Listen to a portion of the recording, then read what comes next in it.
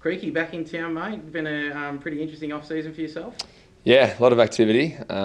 Struggled my way through 5 months on the beach in Puerto Rico in 35 degrees, so that was very hard to come home to. But back, excited with the team. Obviously, a few returning members as well, so it's always beautiful to be home. What's day one look like to you, mate? It's great. Obviously, just getting all the guys in, acquainted to the coaches, the staff, getting all the processes and the little, T's crossed and the I's dotted. It's always kind of a little slow the first week. Obviously, having Sauce and Gary back's fantastic. But all the new guys, Gorjak, Matt, Reese, everyone that's come in is ready to go. We're seeing a lot of competitiveness. With the team. We're seeing a lot of defensive intensity on both ends as well. So, for us, that's where it's going to be this year, and it's just great to have everyone in right now. You've been doing this so long now, mate. What gets you excited? What gets you up for it now?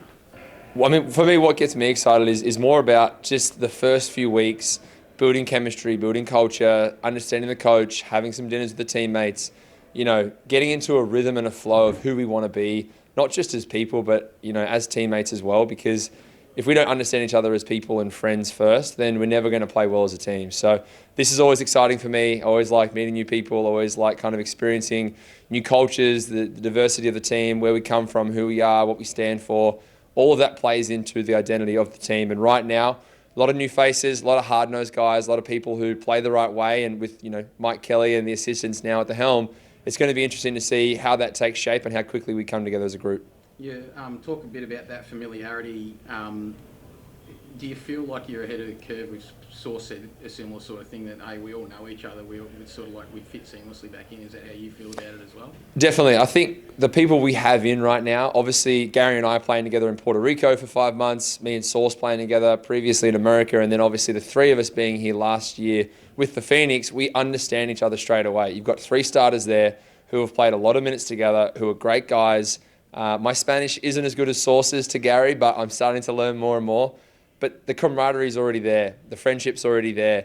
The accountability is always there. We can have hard conversations from day one and know that it's not personal, where other guys come in and straight away we know, okay, Mitch, Gary and Sauce are on each other. We're being accountable. They're challenging each other. So now everyone else is going to have to fall into line and say, okay, well, we're going to do the same thing.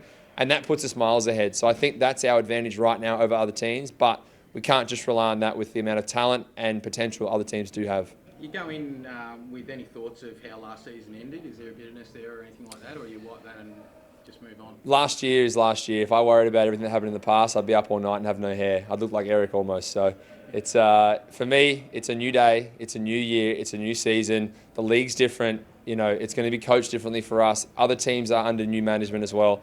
New players are coming to this league that have never played in this league before. They're going to have to adjust.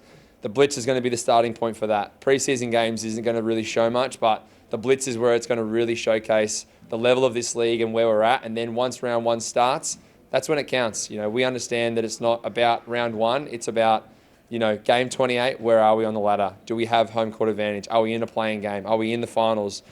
Do we have a week's rest? Whatever it is, we'll worry about that at the time. Right now, it's about building the right processes, doing it the right way, and doing it together and staying healthy along the way. Did you know Mike well before he came in, and what conversations have you had with him? No, I didn't. I hadn't met Mike properly and spent time with him at all. I'd only known of Mike through other people and one conversation he'd had about me that I really respected him having, where he stood up for me in a room where he didn't have to.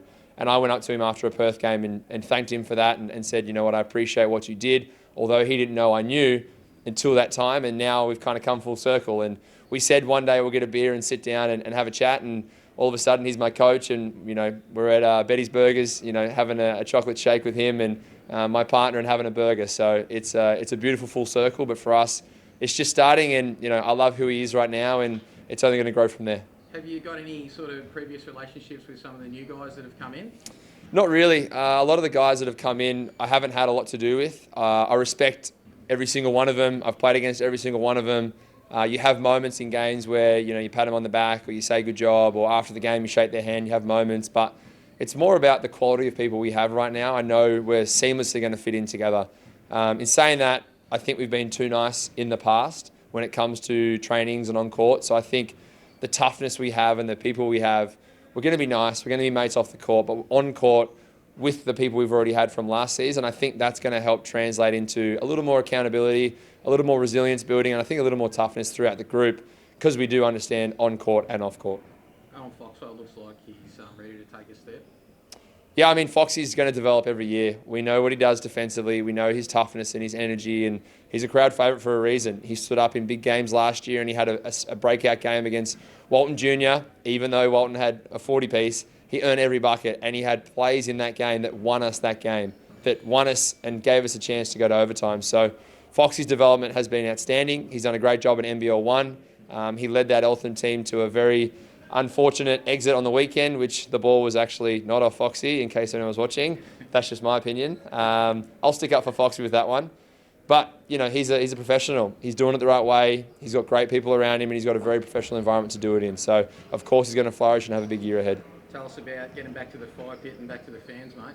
I mean, anytime you come home, you know, the South East, we all know is the heartland of basketball for a reason. We have the most, you know, fans. We have the best supporter base. We have the most attendees and kids. We understand the programming and what we're all about. So being out here, Carrum Downs, Hoop City, this is the first part of, you know, being in the South East and the heartland. Obviously the fire pit, you know, there's no place to play like that. Obviously sharing a home court is great, but having those green fans in there means everything to me. And playing overseas, coming back home, seeing familiar faces, that's going to be the most exciting thing for me. What about your own health, mate? I know, like, you obviously struggled with that foot through most of last season. You've said that that's feeling a lot better, but you're non-stop, mate. You never stop playing, never stop working. Well, I mean, last year I thought, you know, my foot was fantastic. I didn't really have any issues at all. I mean, you're always got to manage your body to be as professional as possible and as healthy, because this is my vessel to create an income and a job. Obviously, we're having fun at the same time, but this year, you know, you play 50 to 60 games in Puerto Rico in 4.5 months, you come back. Right now, it's not about jumping in the deep end and saying, hey guys, I'm here, look at me day one. It's about saying the mental health needs a break. It needs a little bit of a decompress from basketball, but be here, be involved, talk to defense, communicate to guys, build relationships off court, do all the little things possible. And then when the body and the mind start to come back and align, it's like, okay, we're ready to go now. You know, round one, first game, we're 100%. We don't want to come in a little burnt out and then struggle through the season. I want to have a great start to a season, a great middle part, and a great end to a season, and hopefully push ourselves to a championship this year.